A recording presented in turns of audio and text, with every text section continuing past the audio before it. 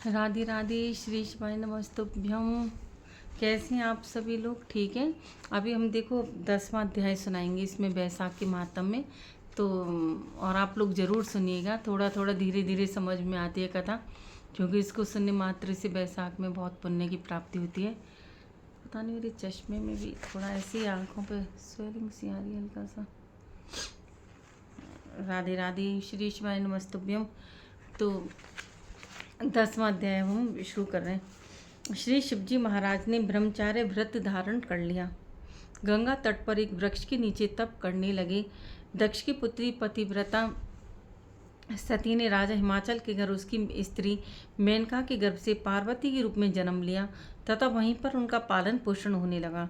इसी समय तारकासुर नाम का एक राक्षस उत्पन्न हुआ, जिसने मातप करके ब्रह्मा को प्रसन्न किया। ब्रह्मा जी से वरदान पा लिया कि वह देवता, राक्षस, नाग व मनुष्य किसी से भी नहीं मरेगा। जो कल की कथा में हमने सुनाया था, जो भगवान शिव जी के जो दामाद हैं दक्ष प्रजापति, उन्होंने यज्ञ तप किया, लेकिन बहुत बड़ा यज्ञ किया, सब देवी देवताओं को बुलाया, लेकिन भगवान शिव को नहीं बुलाया था, है ना। उनसे द्वेष रखने लगा, क्योंकि जब वह भगवान शिव के पास गए थे तो भगवान शिव उठे नहीं थे। उन्होंने सोचा भी दामाद आया, दामाद के सामने क्या उठना। तो उसने फिर दक्ष प्रजापति ने उनको यज्ञ में नहीं बुलाया। तो उस यज्ञ में भगवान विष्णु और ब्रह्मा जी भी नहीं गए, कि जब भगवान शिव को नहीं बुलाया, लेकिन काफ़ी देवी देवता गए थे। तो माँ पार्वती जिद करके चली गई कि मेरे पिता के घर में यज्ञ हो सकता है मेरे पिता बुलाना भूल गए हों। वहाँ देखा तो सबका स्थान था, शिव जी का नहीं था। तो माँ सती, पार्वती से पहले माँ पार्वती सती रूप में थी। उन्होंने यज्ञ कुंड में जल के भस्म हो गई। और फिर जब भगवान शिव को पता चला तो उन्होंने वहाँ पर मतलब एक जटा का बाल लिया और उसको डाला धरती पर। तो वीरभद्र नाम का एक उत्पन्न हुआ, बहुत शक्तिशाली। उसने यज्ञ को विध्वंस किया, मतलब ये यज्ञ को नष्ट करना शुरू किया। तो यज्ञ को नष्ट करना शुरू किया। तो फिर मतलब जो जिसने जैसे हंसी बनाई थी जब माँ पार्वती सती हुई थी, तो जब मतलब सती क्या मतलब सती के रूप में थी। सती के दो अर्थ हैं यहाँ पर। पार्वती माता से पहले वह सती रूप में थी, और एक सती होना मतलब अग्नि में जैसे प्रवेश किया। तो जब माँ सती जो अग्नि कुंड में गई थी, तो पूषा नाम का एक देवता था, वह हंसने लगा, और भी कुछ लोग हंसी बना रहे थे। तो वीरभद्र ने उनको सबको दंडित किया, और जो दक्ष प्रजापति थे उनका सिर काट दिया, और बकरे का उनकी जगह बाद में फिर भगवान शिव की स्तुति की तो बकरे का लगा दिया। जब दक्ष प्रजापति का अहंकार फिर चूर चूर हुआ, और उसने भगवान शिव की बहुत प्यारे, जब बकरे का मुँह लग गया तो बकरे का मुँह लगा दिया था, तो वो बम बम बम ऐसे बोलने लगा, और भगवान शिव की बहुत प्यारी स्तुति की। तो भगवान शिव को भी उस पर तरस आ गया, हंसी आने लगी जब बकरे के मुँह से बोल रहे थे दक्ष प्रजापति। तो भगवान ने उनको क्षमा कर दिया और उनका यज्ञ पूर्ण कराया, और कहा कि जो यज्ञ हम करते हैं उसमें जो शेष भाग बचेगा उस पे भगवान शिव का स्थान रहेगा। इसलिए जब कभी हवन होता है, यज्ञ तप होता है, तो थोड़ा सा देखा होगा सामग्री को बचा लिया जाता है कि भगवान शिव का अधिकार है, बाद में उसको यूज कर लिया जाता है सामग्री को, इस तरह से रहता है। तो माँ जो सती, उसके बाद भगवान माँ पार्वती का रूप हुआ। वैसे कहते हैं 1 साल कोकला का भी माँ ने, सती माता ने जन्म लिया था, फिर माँ पार्वती का हुआ। तो पार्वती माता का विवाह फिर भगवान शिव से हो जाता है। तो आगे की कथा इस तरह से सॉरी। तो तारकासुर नाम का एक राक्षस था, वह बहुत परेशान करने लगा देवताओं को, और उसने वरदान मांगा कि भगवान शिव का जो पुत्र होगा उसी से मेरा वध होगा, क्योंकि उसे पता है तब तक भगवान शिव का विवाह नहीं हुआ।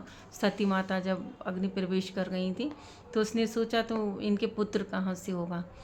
तो इस तरह से कथा में वर्णन है। तो आगे कथा है इसमें।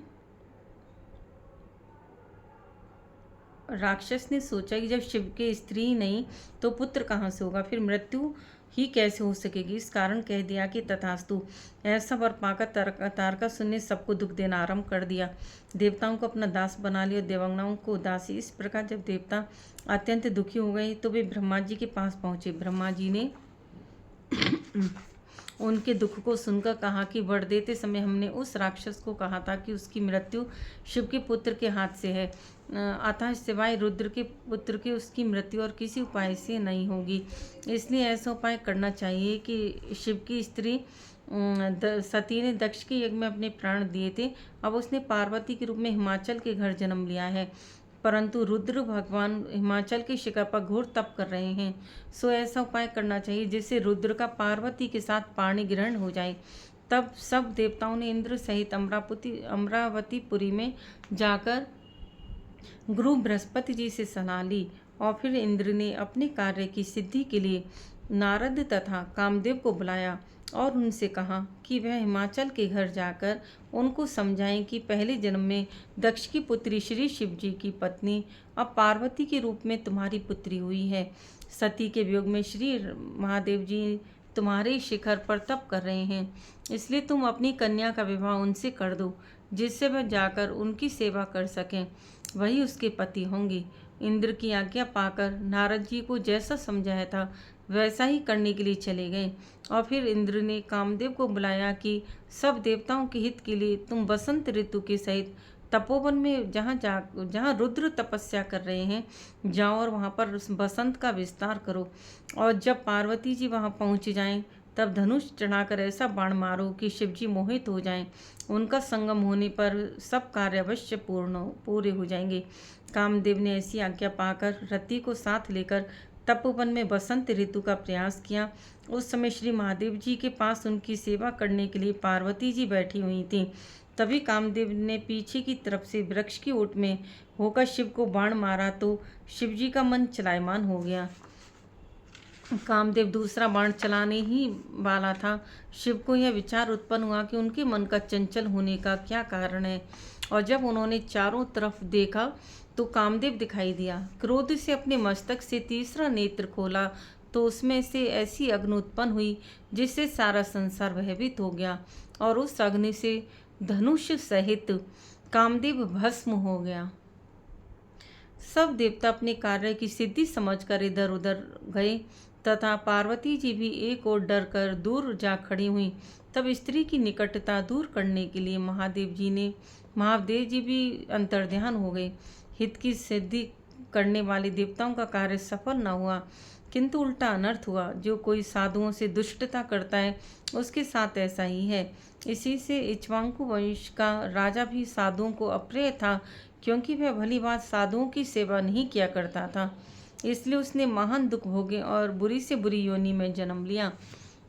इसी प्रकार कामदेव ने शिवजी का प्रयोग करने से कष्ट उठाए। बोलो राधे कृष्ण की जय।